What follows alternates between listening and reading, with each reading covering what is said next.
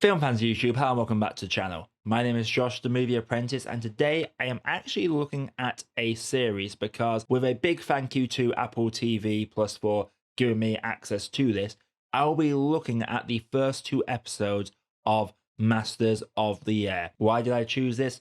Well, this is very much the third series produced by Steven Spielberg and Tom Hanks after the iconic Band of Brothers and the OK Pacific, whereas the first one covered Easy Company and 101st, and the second one covered the campaign in the Pacific. This series is to focus on the Bloody Hundredth, the 100th Bombers.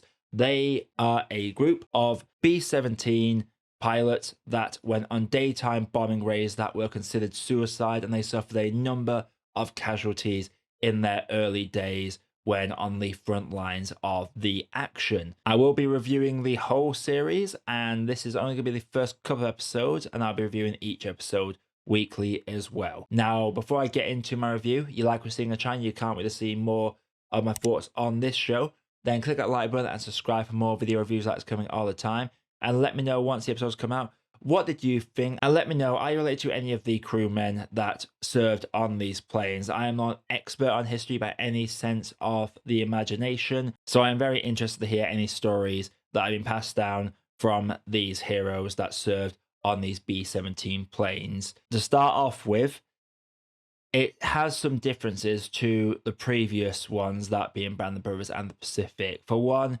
unfortunately, pretty much everyone that served on these planes has now sadly passed on. So unlike the Band of Brothers and the Pacific, we don't get these pre-episode vignettes of the veterans talking about the particular events that these episodes will be covering. And obviously that can't be helped. You know, the passage of time is something that will catch up to all of us, but it does feel like there's something missing in terms of how these shows are presented. We go very much into these cold opens, followed by the title credits, and the title credits are outstanding.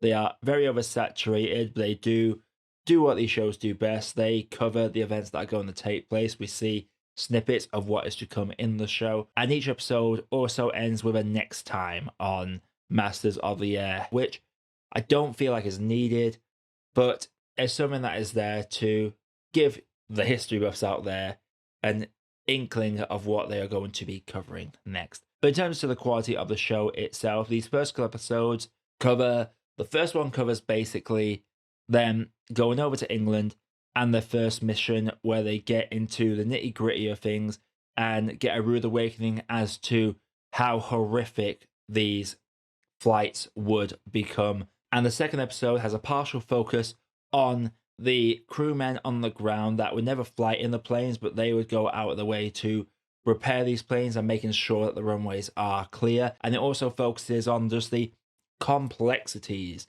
of these bomber planes, their formations, just how much goes into each plane. I have no idea about anything about aviation warfare. So seeing the amount of moving parts in these planes, the amount of random mechanical failures that will just occur on these planes, the communication, the importance of a navigator's role within these planes, communicating to the parts that are leading the charge, guiding these people on. When you are leading the charge, you are not only looking after the people in your own fort, which is what they call their B-17s, these flying fortresses, with the amount of guns and firepower that they had. It really puts into perspective just how much pressure there was on these guys, because you are thousands of feet in the air. If you get shot down, like, it's not like you could be shot in the leg, wounded, dragged to a medic behind some cover. Like, you are a sitting duck in the sky as the anti-aircraft firepower is trying to take these planes down. It is depicted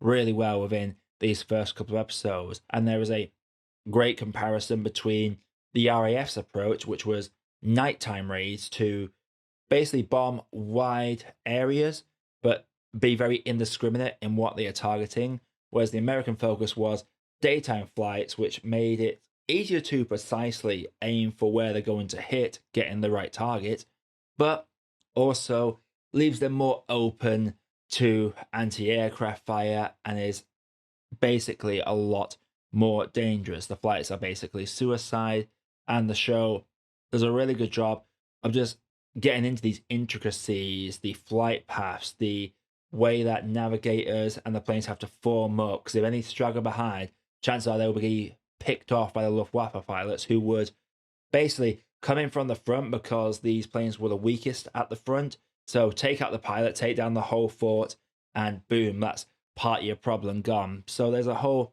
element to that. I've never even thought about how cold the temperatures up there would be. There is a scene where a character puts their hand on something barehanded, but because of the temperature difference up there with the lack of oxygen, their hand basically gets a cold burn, like it burns, but not because of heat, but because of pure cold. So that is very brutally depicted. They really hammer home just the conditions that these men had to fight through. That's the only thing I'm going to specifically mention, by the way, so don't worry about any me casually mentioning scenes. I want to keep it as spoiler free as possible. If there are any comments I had to say about these early episodes, it's not about the episodes themselves. Like the CG and the effects on the planes and the fights themselves are really good. Like they use a lot of trickery to obscure things and show as little as possible. They show as much of in the cockpit as possible and only really show outside of the planes when they really need to. But I will say, with Band the Brothers, I don't know if it's because it's the internet age now, but with Band the Brothers and the Pacific, you had some big actors that would show up, but they had like small roles, and everyone else was a relatively not entirely unknown actor, but no one that was like major, recognizable immediately. The three main figures within these first few episodes, like 4 or 5 like main men within these planes that you get to know a fair bit of. 3 of them are played by Austin Butler, Barry Keoghan, and Callum Turner. Now, whilst I don't think any of them are super duper megastars, there is the fact that at least 2 of them are Oscar nominated actors, so their faces are known within the film community. So it's a bit jarring in the early stages when we see these actors appear and it's like, wait a minute, that's you. Thankfully, that doesn't last too long and they sink into the roles, and I love the camaraderie between these pilots. One thing that was huge in Band of Brothers was, despite the amount of characters within that show, you got to know each one, even those that didn't have an episode focused on them would appear quite regularly. So you got to get the camaraderie, you got to get the allyship between all the soldiers involved. This has the same sort of thing. You just see these different soldiers with these cute nicknames for each other, just chatting absolute BS to each other when on the ground, but really relying on each other in the air and trying their best to make sure that each of them do get home. I would not spoil it any more than that. This is a show that I think has had a strong start. Masters of the Air has opened my eyes a bit more to what bombers were like to serve on them, what the conditions were like up there, and how complex the whole thing was. It wasn't just, right, 6 planes fly over there, bomb this thing. There was a whole thing about formations and keeping packed and close together, how one group would lead the rest of them. Like, there was a lot of pressure on these men in these frozen forts in the air. So props to the show for that.